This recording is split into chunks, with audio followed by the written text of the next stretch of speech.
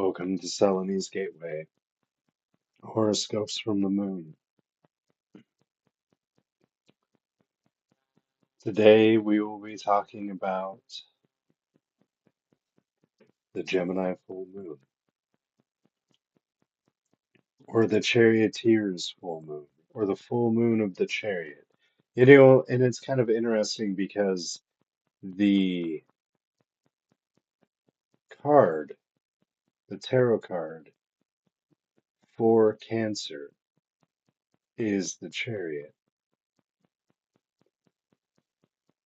and it doesn't quite match up with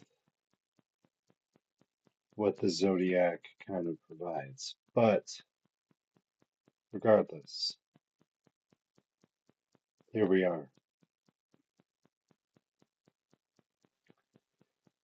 Today's agenda is we're going to be talking about the full moon. And I decided to start with something extremely basic, is talking about what is a full moon. Because there's a lot of assumption brought into the topic of the full moon.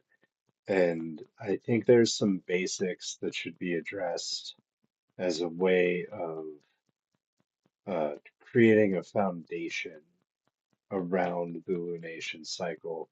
Being somebody who cares so deeply about the moon specifically and Selene's path, I feel like there's a lot taken for granted in the knowledge about her cycles, but and also like how we approach doing astrology with the moon. And because of that, I think it's important to approach some of these basic standards. We don't grow up in a society that cares about the moon cycles. We're not taught the moon cycles. We aren't given a education about how the moon works and how the moon moves. It's interesting because you can see it in the language when like people are talking about the moon, talking about Luna, talking about Selene, like you can see the gaps in their knowledge based on how they write about things like a full moon lunar eclipse and how that can be a redundant statement because a lunar eclipse can only happen during a full moon. And I, you know, because this isn't something that we're taught. We're not taught a lot about the natural world just growing up in general in Western culture and modern Western culture. Specifically, when I'm talking about that, I'm talking about uh, the United States educational system.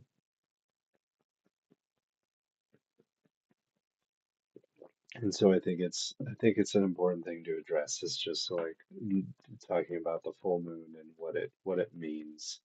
Um, And then I'm going to address why I'm calling it the Chariot full moon, which is also a reference to the Selene's almanac, the calendar system that I've been building on my Patreon. Um, Slowly rolling out the explanation of the details of it. One of the details is that the lunar months are being named after the full moon cycle, so I'm going to go into that a little bit. I'm also going to talk about the fact that the moon is on the bending of the nodes, and that's an important part of this cycle, and it's actually really unique um, to this cycle. So I want to give that space and attention, and also somebody brought it up on Threads that they thought it was interesting that the full moon was happening at the bending of the nodes, and then Vivian who goes by, I believe, Stars in Alignment on Threads, uh, tagged me in that post, and said that I might have some insight about the how the rarity of the moment, and I did find some interesting things about it, so I wanted to share that as well. And I also wanted to thank Vivian for sharing and shouting me out on Threads. I appreciate that. And then also, one of the things I'm trying to do with this channel that's a little bit different is I want to bring in people uh, from other parts of the community to share their insights. And usually, this format of doing it is more like in a podcast format. It's like having a guest on for an entire episode, having dialogue back and forth, something like that. And I decided that I wanted to approach this invitation in a different manner. And so I've invited my friend Silverius to be on the channel with me today. But instead of it being a discussion, he's going to um, I gave him the chance to do more of like a presentation style. And so we're going to call this Gods as Guides with Silverius. And every full moon, he's going to introduce a deity, a god or goddess, that he thinks really aligns well with the full moon, with the sign that the moon is in, whatever it conjures. And so I think that'll be an interesting part. And then, yeah, and then we're going to talk about the year 871. So that's just a layout of what we're doing today. But as always, and everything else that we do,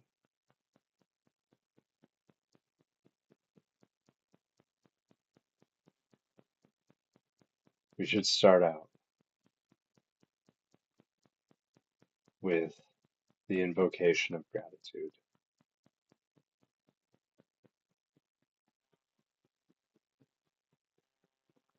So take a second, get your breath together, and we're going to start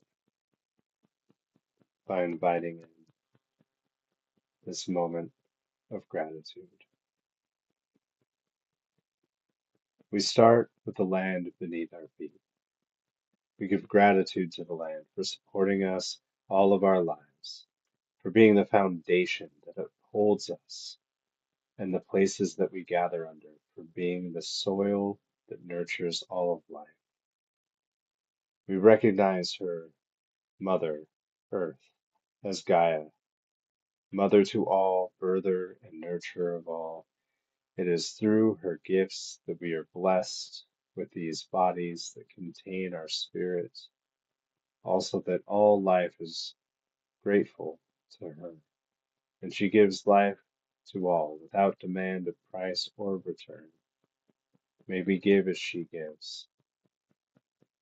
With the land, we recognize those that were here before us and were displaced by colonizing authorities. We recognize the Multnomah, Wasco, Cowlitz, Cathlamet, and others who thrived for time and memorial.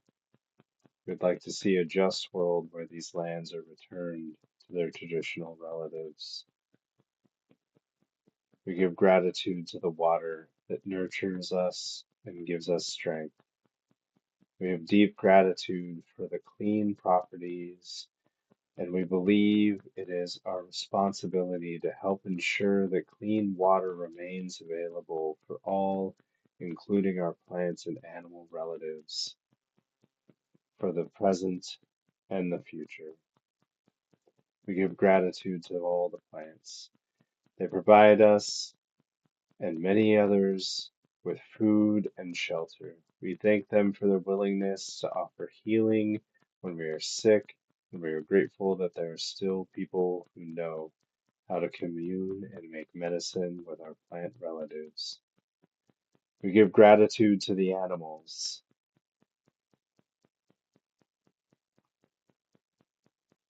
We give gratitude to the animals. We are humbled when they give up their lives to be food and clothing for us. We hope to see a restoration of the relationship with both the plant and animal communities, that we can return to a balance and harmony. We give gratitude to the air for providing us with breath and lift. We're grateful to the spirit of breath and wind for carrying our words, prayers, and laughter on its back. We give gratitude to the sun for providing us with light and warmth. We have gratitude that the balance of power shared between Gaia and Helios can be felt through the seasons, a reminder that all things need rest as well as growth. May we also give and share our light with such wisdom. We give gratitude to the stars for guiding us. We believe that as we shed and return our bodies to Gaia, our souls return to the heavens, that the heavens contain our ancestors, and that through their light provide us with wisdom, comfort, and guidance. They taught some of us the rhythm of the seasons and how to navigate across both the seas and the skies. We give gratitude to the five wandering stars, the wild sheep of Babylon, the grahas of India. We thank them for holding, warning, and teaching us through the spheres of finality, mercy, conflict, love, and ingenuity. We give gratitude to Selene. She maintains the waxing and waning of the great ocean, as well as the generation and corruption of our lives. She softens the harsh rays and has taught many of us the rhythm of plant and animal communities. She is the teacher of astrology and the midwife of all who are born. May we bring comfort and guidance as she does.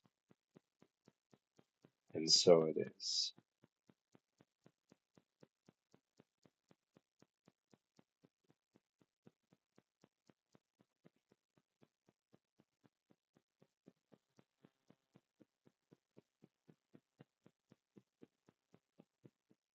And so it is.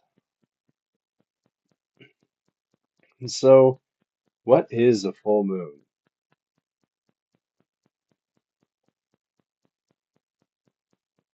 It's funny because so much time has been spent talking about the full moon, and I feel, and I've already said this before, I feel that there's constantly like a lack of talk about like what the full moon is.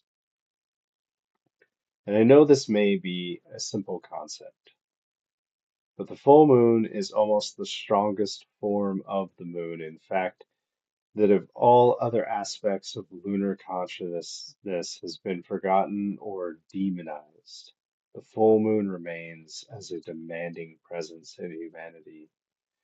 This is why I think it's important to address the simple ideas about the full moon. In ancient Egypt, they regarded the full moon as the reassembled moon. In Tantra philosophy, it was regarded that Luna was made full and then drank by the gods for the rest of the cycle.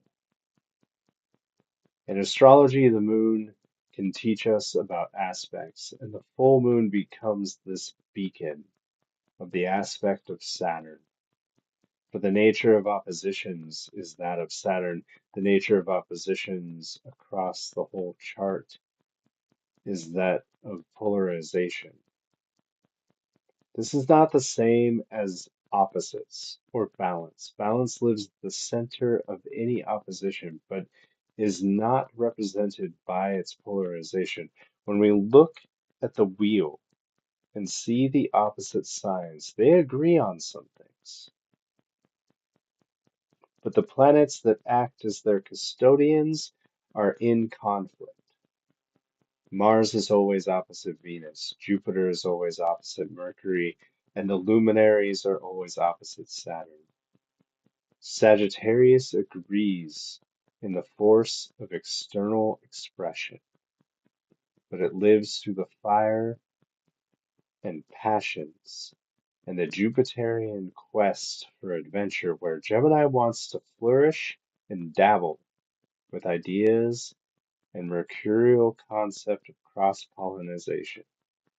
So Sagittarius may be seen more as the rally call to the idea or cause, while Gemini is more focused and on the multiplicity of ideas, taking a little bit from here and a little bit from there, and allowing them all to live equally and independently together. While Sagittarius is more of the centaur, where you are unifying multiple ideas together, displacing their lesser parts and turning them into the greater whole. The full moon is related to intensity and lunatic activities. This is because of the tension that is created between the two bodies of light that we sit in the center of. The fullness of Luna's body represents a culmination of events, ideas, and actions that may be happening in that part of your life. Learning how the moon and sun pull at different parts of your astrology is a key to understanding the flow of both time and space. So I suggest paying attention to the moon weekly, if not daily, to understand the ebb and flow of your own peace and time.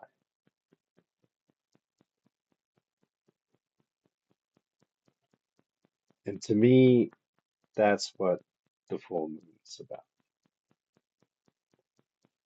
Trying to understand this equal shared power of light and darkness that the sun and moon represent. The days in the northern hemisphere are getting shorter and shorter while the nights increase in darkness.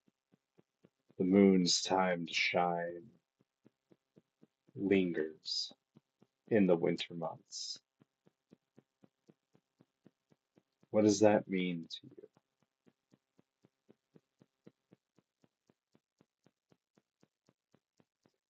And so, why the charioteer?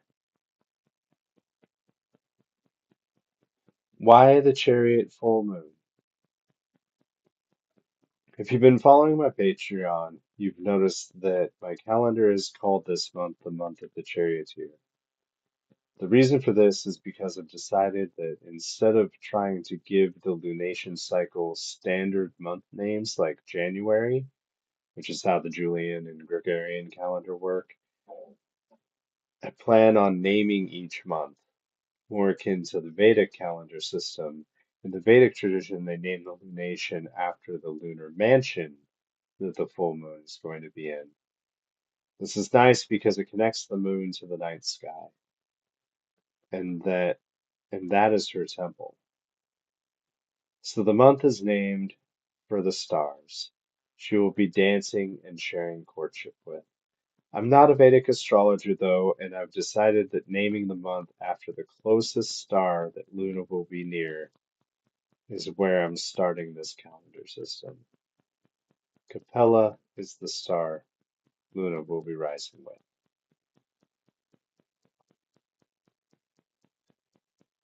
The chariot, the charioteer constellation.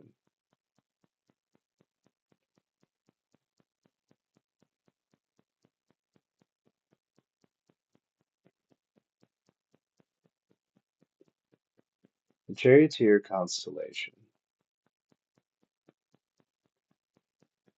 is old. It even shows up in Sumerian and Babylonian star maps. In some people's lives, it shows up as needing a wheelchair. An example of this is Christopher Reeves, who played Superman and was a very well-known actor in the first part of his life, but then fell to accident and needed a wheelchair for the second half of his life, but still remained a supreme super being through his activism, especially for the less abled community.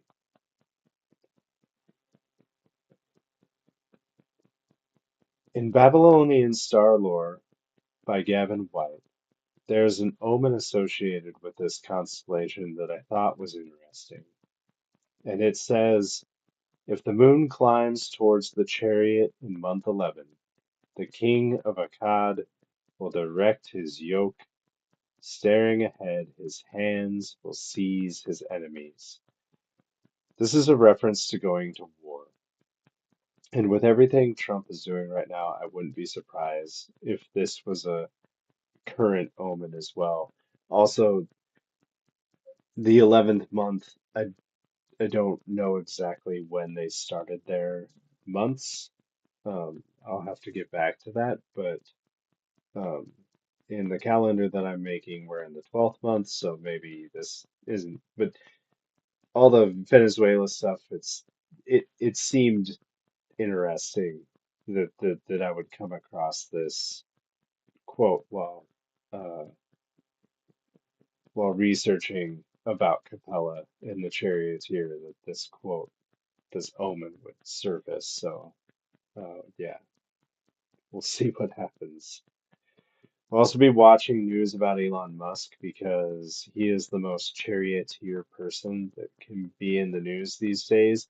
He has Venus conjunct Capella and Mercury on his ascendant in Cancer, so there's a strong resonance for him this month. During the waxing quarter moon in Gemini, there was a Pentagon scandal involving Musk and like getting access to the Pentagon or something like that. And during the new moon in Gemini is when he left the White House. And in September, the waning quarter moon in Gemini was aligned with the announcement that he would receive a like $1 trillion deal with Tesla.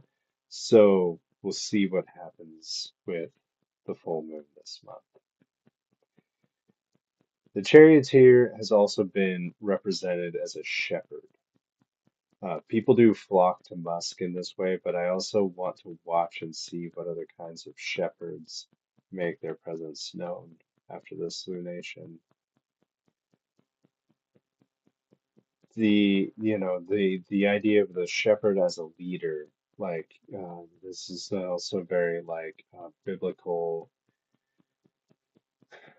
There's these talks in the Bible about like being a good shepherd for your flock, and like it's a the shepherd as an image as a leader is definitely something that we're missing in Western culture, um, because the main priority of a shepherd is to keep the flock safe and provided for. And I don't think that that is a testimony to how we assign leadership or how leaders act. They may talk the talk. There's people that try to talk the talk. And I know that's how Trump got elected, is he tried to talk the talk of like, making life better for his base. But it's all smoke and mirrors most of the time. And I don't there's a lot of yeah, there's a lot of good corporate talk around. It kind of has that same sort of like shepherd feeling to it, but I'm pretty sure most of the bosses in your life have not been good shepherds. And that's what I'm trying to get to. The other story I'm watching is for Nepal. The uprising in Nepal has been tightly configured with the lunations in Gemini. So I'll be curious to hear if there is a progress in the storyline. For example, there was a waxing quarter moon during the process of that they were understanding the social media restrictions law that came to pass. And after looking into it, the law was focused on restricting social media and not artists. I'm really curious if that whole thing was like I'm really curious about corporate psyops. I'm curious if Meta actually helped fuel the rebellion because of this law, and that's extremely conspiratorial in the sense of like that's just an idea I had. That's not like a well researched or thought out process. So it's just a intriguing thought. I haven't done any digging on it yet. But at the same time, there was also a bunch of people that were protesting the sitting government, and um, so it may not have had anything to do with the social media law at all, because there were people in Nepal that were wanting to return to a king style of like some sort of like monarchy style government. And then like that was met with like really hard fists and people were killed. Um, and so that was kind of part of the fueling of that as well. Um, and then uh,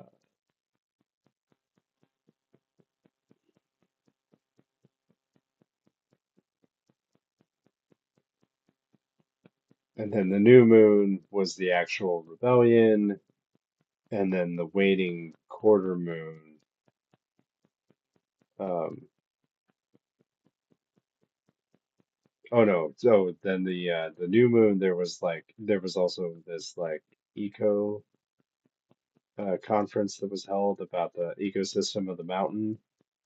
There was also an earthquake that took place in Nepal, a small earthquake that took place in Nepal during the Gemini new moon, and then the waning quarter moon was the Nepal uprising that we all heard about. So I think it's interesting to we'll, we'll be watching to see if there's any news about Nepal.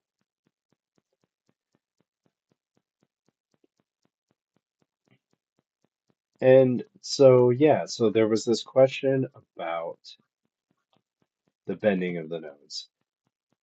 Somebody on Threads was curious about how often a lunation, a full moon like this, would happen on the bending of the nodes. And it's not often. Um, Not often at all.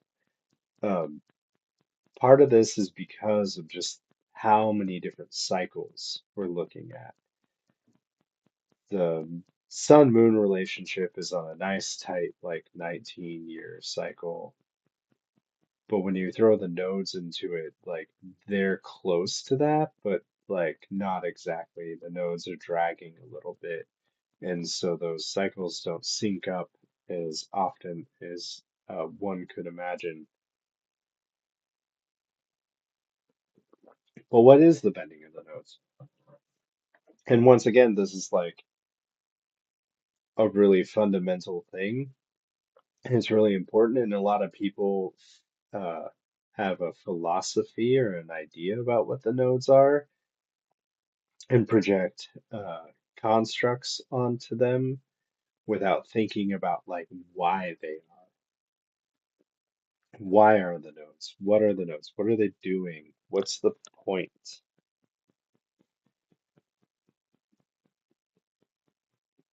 And so the nodes are the mathematical points where eclipses will happen.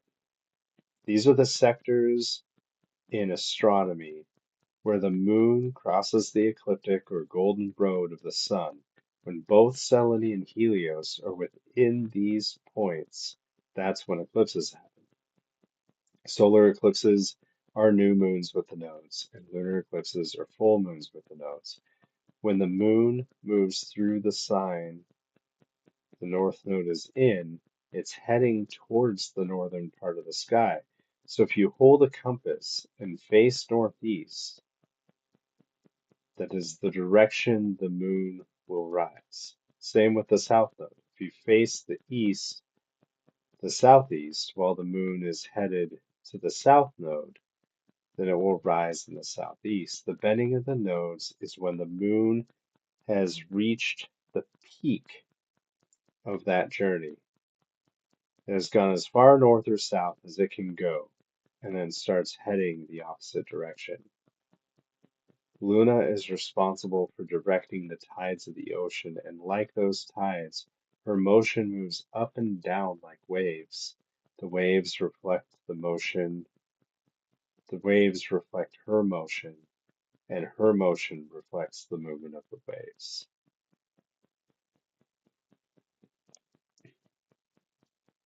And so here in Stellarium, we can see this. So this is an image of facing east while the moon is going to rise.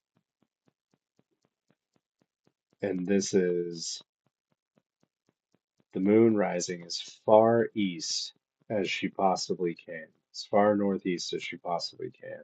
And that's her being at the bending, at the north bending.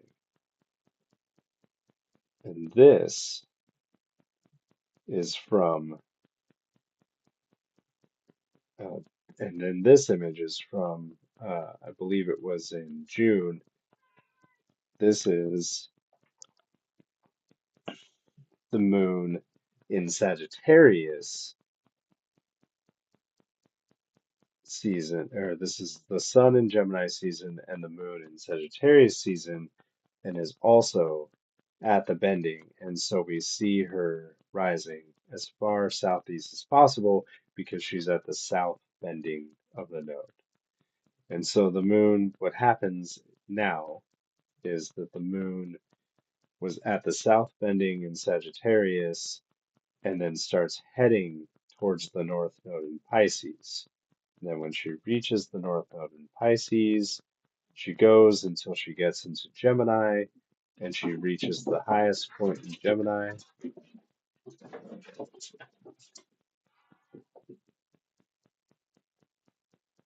And then starts heading towards the south node in Virgo. And that was the sound of my cats fighting, if you heard that.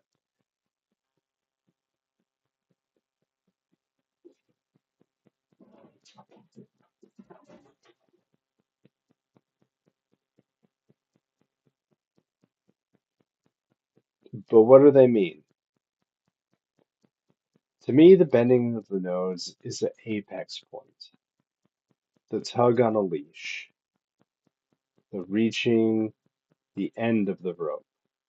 It's the moon's version of a retrograde station.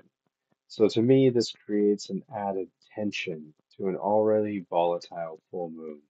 Meditate on this energy, feel the tension in your body, listen to how it tugs on you, then tell me what it means.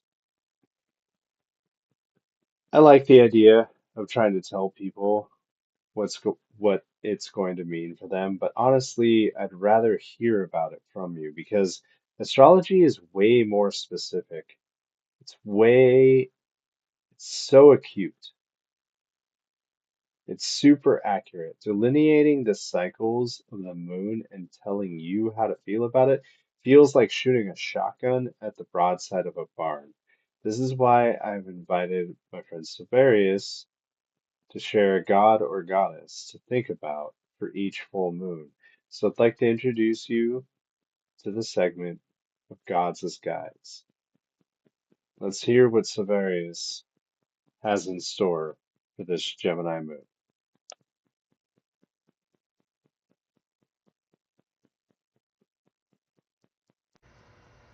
Did you know that throughout the astrological tradition, the moon and Mercury have been ascribed very similar traits? The moon has been called a traveler, an emissary, and even a messenger. And this is because the moon and Mercury behave very similarly if we watch them in the night sky.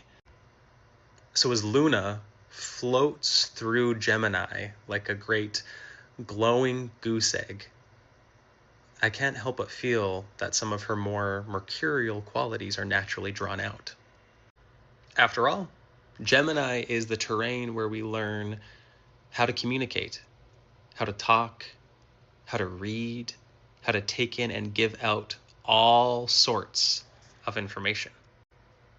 So when I think of deities that might be appropriate to the moon in Gemini, I think of the letter makers, the wordsmiths, the inventors of language and writing. And for that reason, I'd like to talk a little bit about Thoth, or Jehuti. His name means something like he who is like the ibis, and in Egyptian mythology, he is credited with the invention of the system of writing.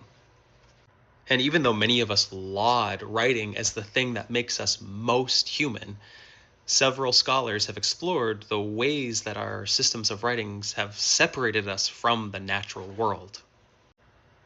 Even the Egyptian gods feared writing, thinking that it would make humans forgetful and vain. They worried it would draw us out of relationship with the world around us and make us too focused on ourselves. So as Luna lights up the land of Gemini, I would encourage everybody to question where your language comes from. Because if you follow it back, like following the footsteps of a rabbit through the snow, you'll probably find that it's more rooted in the natural world than you might think. Most etymological cores invoke some facet of the animate earth. So I think it's time, this moon Gemini, to recenter the world in our language, to describe our day in the way a bough creaks from the weight of heavy snowfall. Because it's a good time to remember that our language, most often, comes from all those beyond and beside us. And if you're interested in hearing more about this, you can check out my Substack at Spiritus Stelle.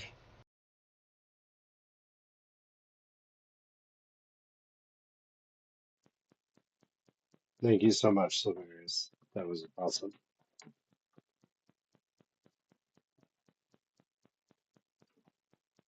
I love that Silverius chose Thoth for the month.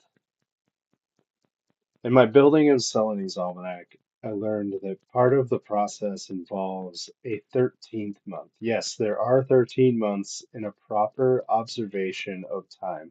However, they only happen 7 times in the 19-year cycle between the sun and the moon. So different cultures have learned how to insert a 13th month into the calendar every 3 years. The Egyptians called this month the month of Thoth.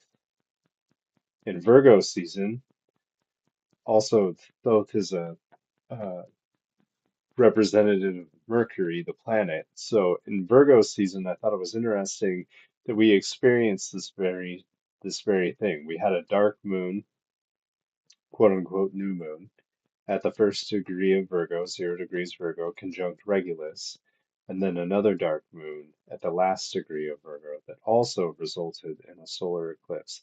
This would have been considered a 13th month in many calendar traditions, thus returning us to the beginning of the 3-year cycle. What an interesting time to align with the stars, that we should be on this journey together at this moment.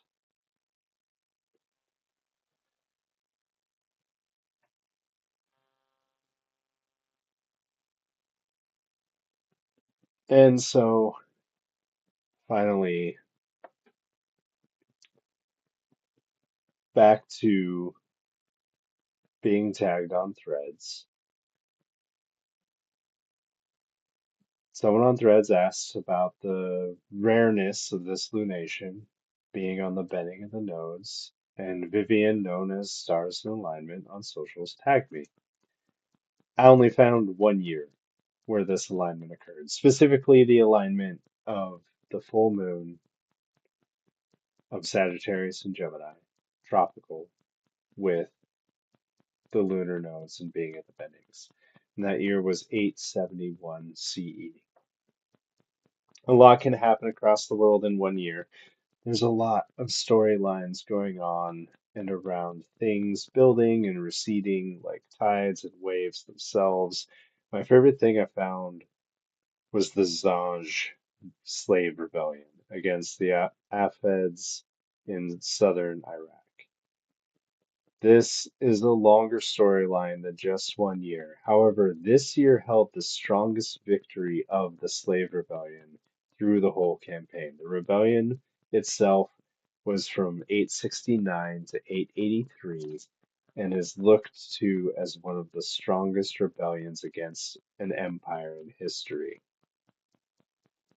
It was also the year that Fedi the poet died. But before I go into that, I just want to sit with the energy of the Zanj rebellion. It was a slave rebellion during the height of the Islamic Empire, during the peak of the golden age of Islam. It was against, the empire being focused in Baghdad, and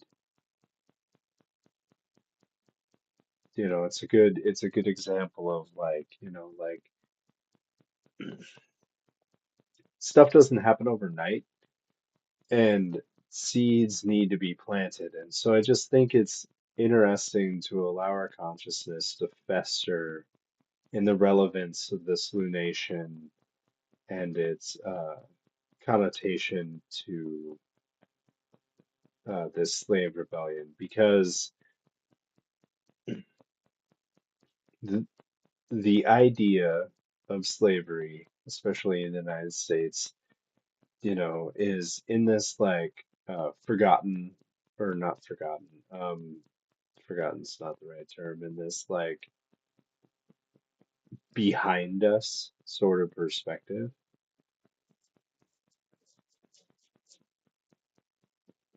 And I just feel like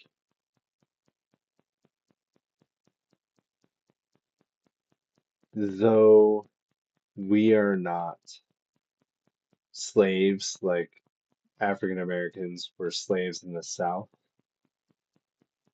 there is a servitude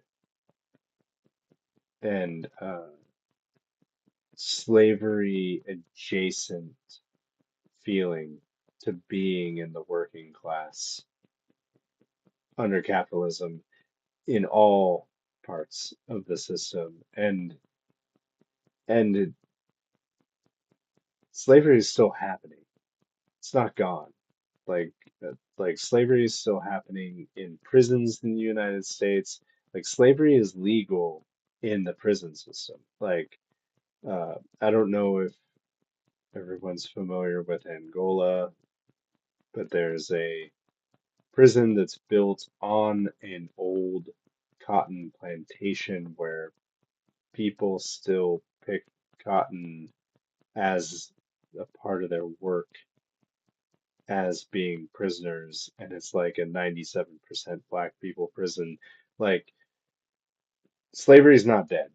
It's very much alive, and I do believe that they're constantly like that's like the whole point of cheap labor, like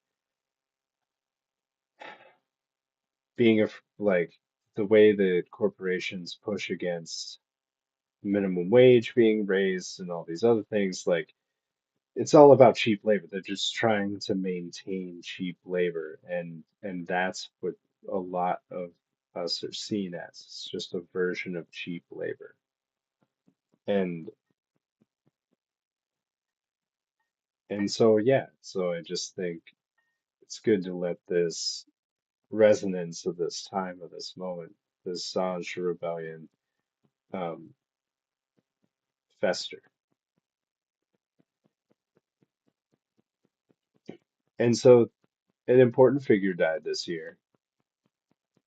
and her name was Fadi the poet. She was a female poet and a concubine in the Islamic period of this time, and I would like to leave you with one of her poems. To set the poem, it was a response to a letter from another poet who disliked the fact that she was no longer a virgin and like had written a poem in reference to her about that, about something about like, oh, I prefer my pearls unpierced or something along those lines. And this tastes like a rap battle to me in the ancient format. And I thought that the response was well placed in our day and age. I feel like these words are also worth resonating with. And so Fani the poet wrote in response, riding beasts are no joy to ride until they're bridled and mounted. So pearls are useless unless they're pierced and threaded.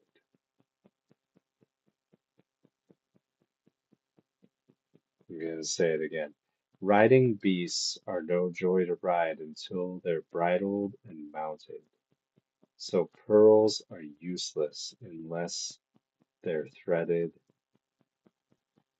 and pierced.